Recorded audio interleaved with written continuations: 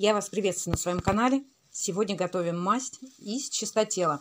Посмотрите, это свежий чистотел. Собираем мы его в конце мая, начало июня, середина июля. И мы используем и цветки, и палочки, и ножки. Собираем где-то с 11 до 3 дня, чтобы он подсох от росы.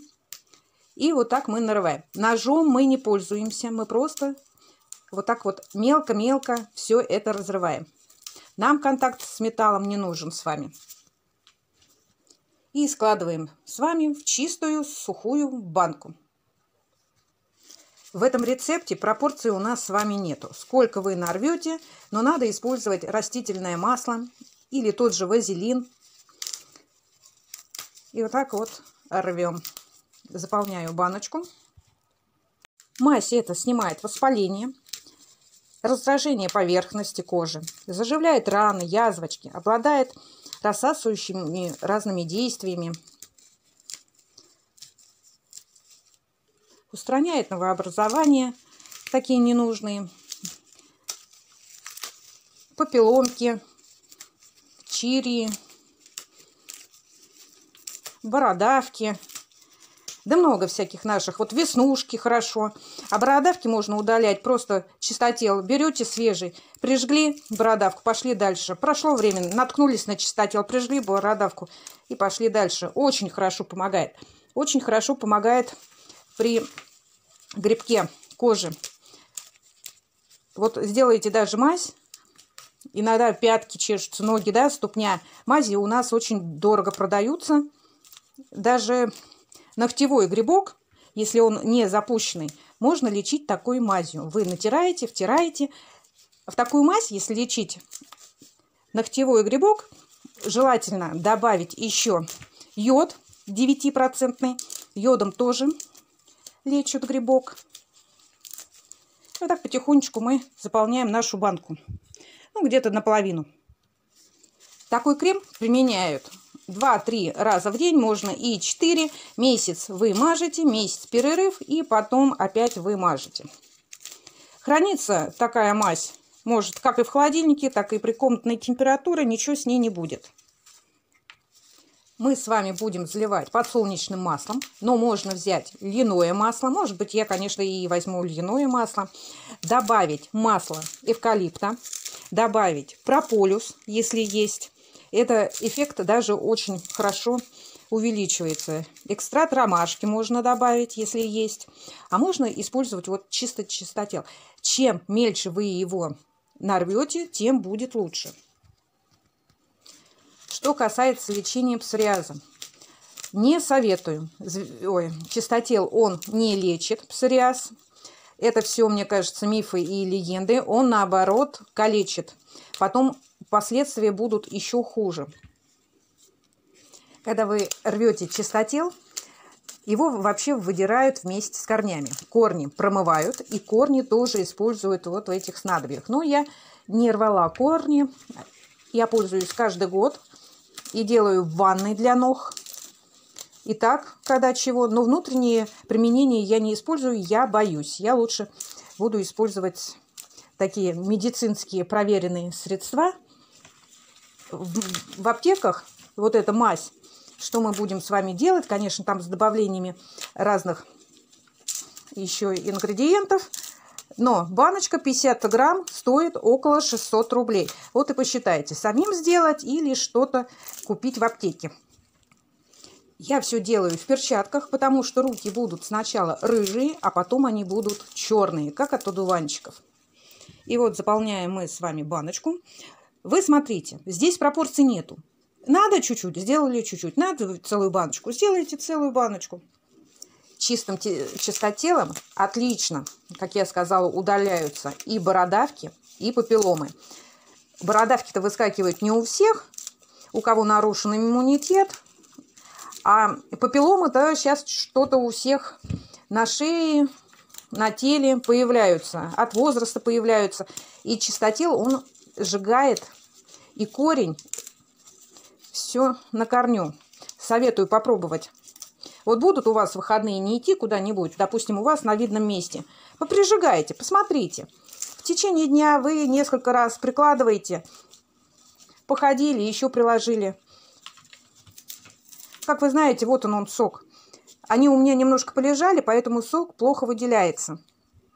В банке у меня не так уж много чистотела. И у меня есть вот такой кусочек маленький прополиса. Он у меня мороженый. Я сейчас его натру на терке и добавлю в чистотел. Но это не обязательно. Добавила прополис. Если вы решите добавить его в свежем виде, он как пластилин. Его лучше заморозить. И теперь я добавляю растительное масло. Добавляю вровень. Вам надо это все еще перемешать, чтобы масло попало вниз. Пользуемся чем-то деревянным, деревянной ложкой. Это у меня лопатка деревянная. Вот я чуть-чуть его помяла, чтобы он более-менее тоже отдавал сок. И сейчас еще я доливаю масло.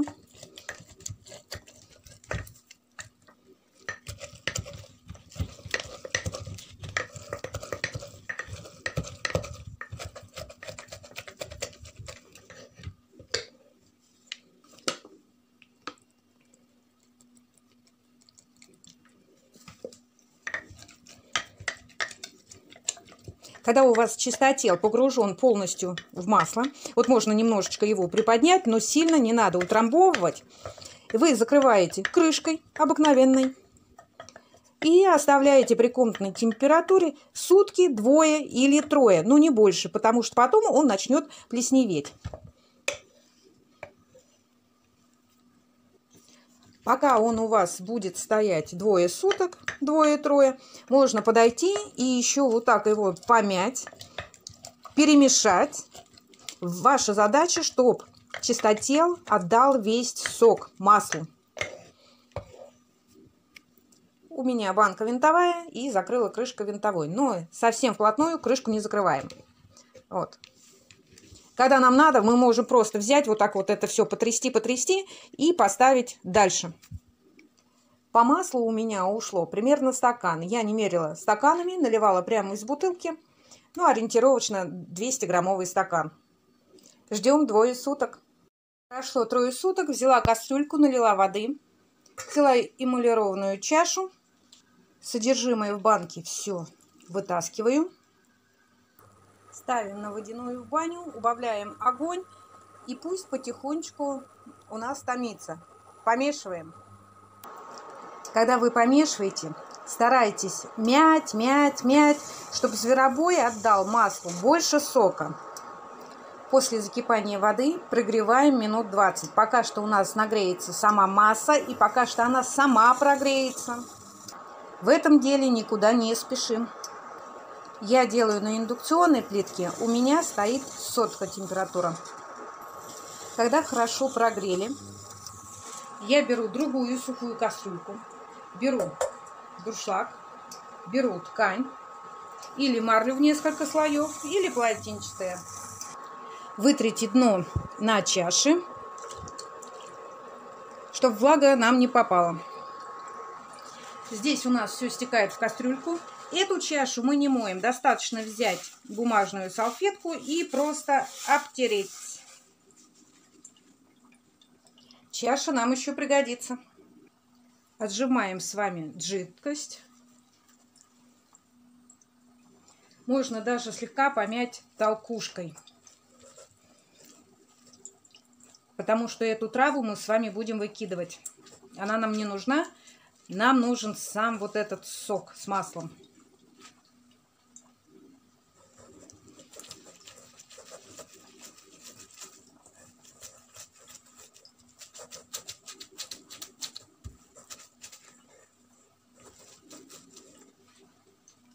Марлечку мы выкидываем. Вот сколько у меня получилось жидкости. Это у меня пчелиный воск. Мы берем где-то на 1,5 стакана масла, грамм 30 воска. Я его помельче рубанула, чтобы он быстрее у нас расплавился. Выкладываю в эту массу. Если у вас нет чаши, вы делаете не на паровой бане, можете в кастрюльке, но только постоянно помешивайте и убавьте огонь на минимум. Когда воск расплавится, нужно еще подержать минут 5 на паровой бане. Все прогрели, снимаем с огня. Нам нужна небольшая емкость, так что вы могли пользоваться, залезть пальцами. Небольшие банки. Вы их моете обязательно. Лучше с содой просушивайте. У меня есть вот такой салатник в фикс-прайсе. Покупала за 50 рублей. С крышкой. Очень хорошо закрывается. Я сейчас сюда налью. И нам надо ситечко. Желательно поменьше. Это у меня большое. Чтобы не пачкать лишнюю посуду, мы будем процеживать еще раз в нашу емкость.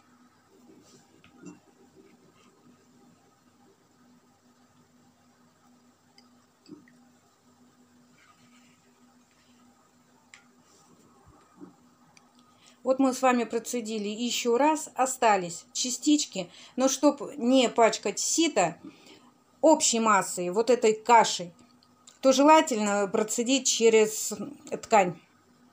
И еще такой момент. Воск вы можете добавлять, когда у вас еще есть трава. Но когда вы будете это все процеживать, очень большой процент теряется ценного материала. Лучше лишний раз процедить и воск добавлять уже в чистенькое снадобье. Крышками пока не закрываем. Можно накрыть бумажными салфетками, потому что это все будет остужаться, будет конденсат. Он нам не нужен.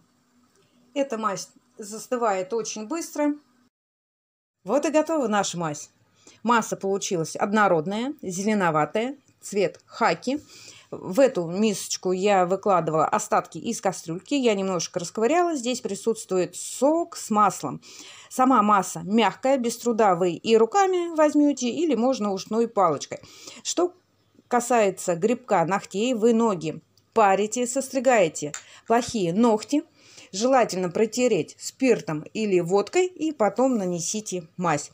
Спирт или водка надо, чтобы осушить ваши ногти.